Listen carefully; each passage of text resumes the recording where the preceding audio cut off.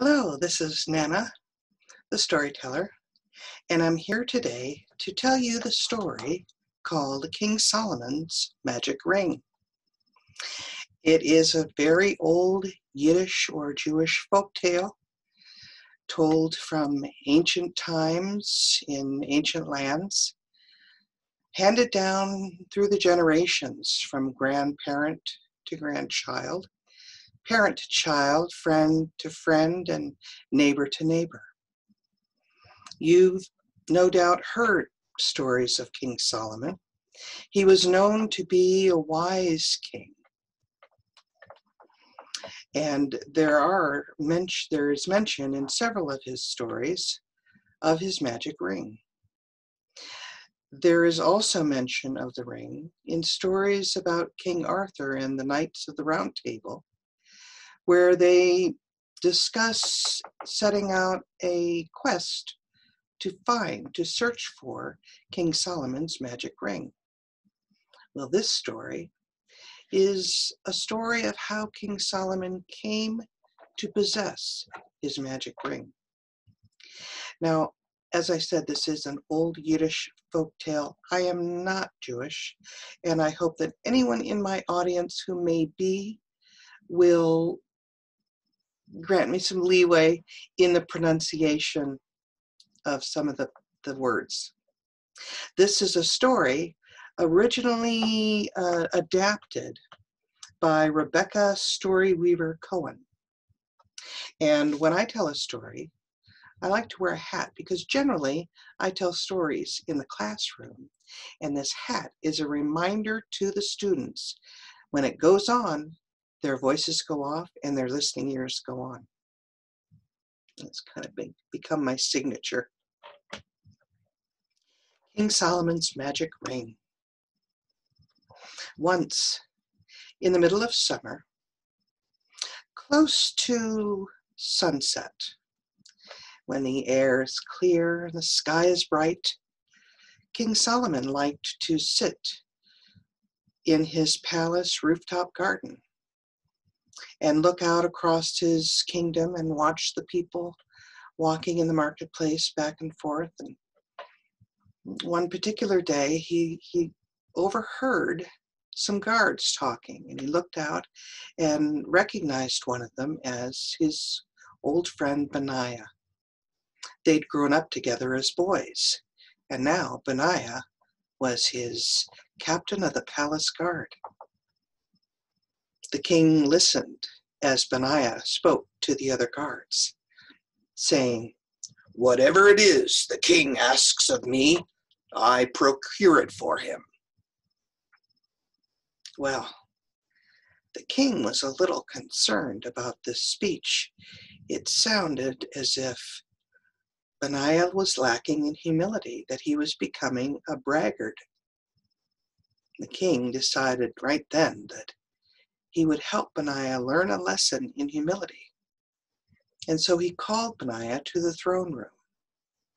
Benaiah immediately came to the king's bidding, and he said, "My sire, your majesty, whatever it is you wish of me, I will get for you." And the king said, "Benaiah, I have heard of a ring, a magic ring, a ring that when a happy man looks upon it will become sad, and a sad man looking upon it will become happy. I want that ring, Benaiah. Will you search for it?" And Benaiah said, "I will, your majesty. I will go immediately." The king said, "Now, Benaiah, this may take you a while. I will give you 6 months to find the ring." To which Benaiah replied, "Your majesty, your wish is my command, but it will not take 6 months." And off he set. The first thing he decided to do was to go out into the marketplace, the great bazaar in the wonderful city of Jerusalem. And he went to each and every jeweler and goldsmith and silversmith, and he asked them, "Have you heard or seen of a magic ring that can change a man's mood from happy to sad and sad to happy?"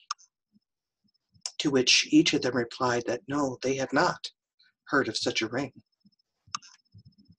Benaiah then decided to go outside the city walls. There, great caravans from all ends of the world were camped and stopping on their way through Jerusalem.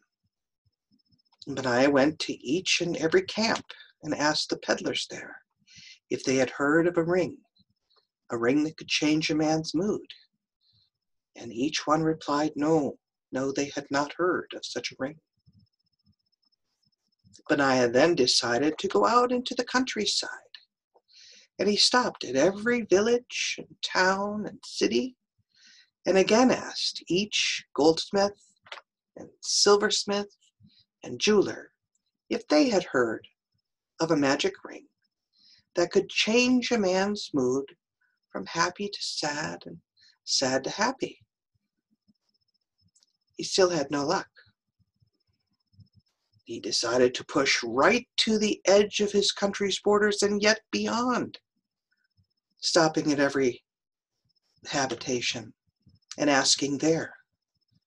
No one had heard of such a ring, and it was close to 6 months time frame was up, and he decided sadly that he would go back to Jerusalem. And he trudged along, feeling downcast. As he got to the city walls, he decided to one more time ask the jewelers and the goldsmiths and the silversmiths about the ring. He figured, what have I to lose? And once again, he was told by them, no, they had not heard or seen of such a ring.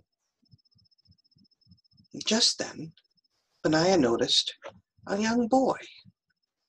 Now this boy was dirty, his clothes were all raggedy and dirty, but he had fine gold chains around his neck and gold and silver bangles upon his arms.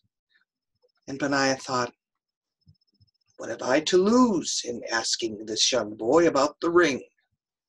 And so he did. He said, boy, have you heard of a magic ring that can change a man's mood from happy to sad and sad to happy when he looks upon it? And the young boy said, oh, no, sir, I have not heard of such a ring. And just then, they heard the voice of a very old man coming from one of the shops close by. The old man said, I have such a ring. Come into my shop, come in. And Benaiah did. And the jeweler reached into a cabinet and took a plain gold band.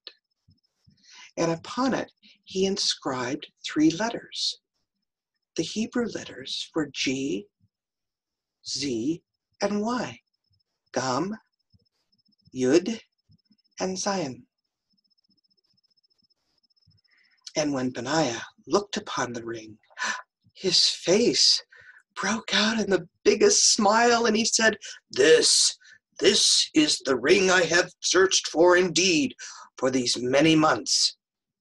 And he paid the jeweler, and he immediately set out for the palace. While at the palace, the mighty King Solomon was hosting a few friends. They were entertaining with fine food, wonderful music, and dancing.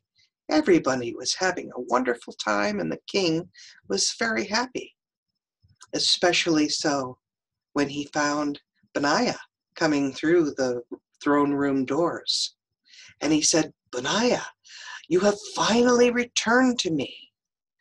And Benaiah said, Indeed, my majesty, I have returned and I have your ring. Well, King Solomon was shocked.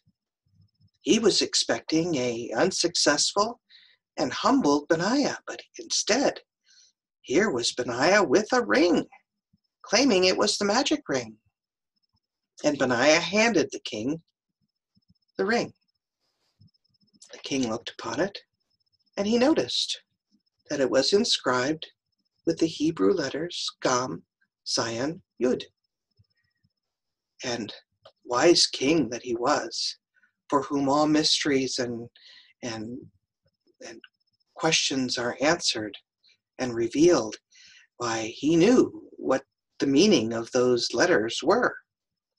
The meaning was Gayam Za Yavor, which in Jewish means, this too will pass. Well, immediately the king's face fell into a frown, and he turned to Benaiah and said, "Indeed, Benaiah, this is the ring that I set you to search for." And from his hand, the king took a large gold ring set with many rubies, and he gave it to Benaiah. And in its place, he put the plain gold band with the 3 letters inscribed upon it. And in the days to come, the king would often look upon that ring and began to take its meaning to heart. He thought to himself, here I am at the uppermost part of my station. I am king of the whole world, and able to enjoy all of its benefits and blessings. And yet, this too will pass. And it wasn't very long before great trouble came upon the king, and he was demoted and stripped of his throne and his crown and his kingdom. And he was set to wander as a beggar in distant lands.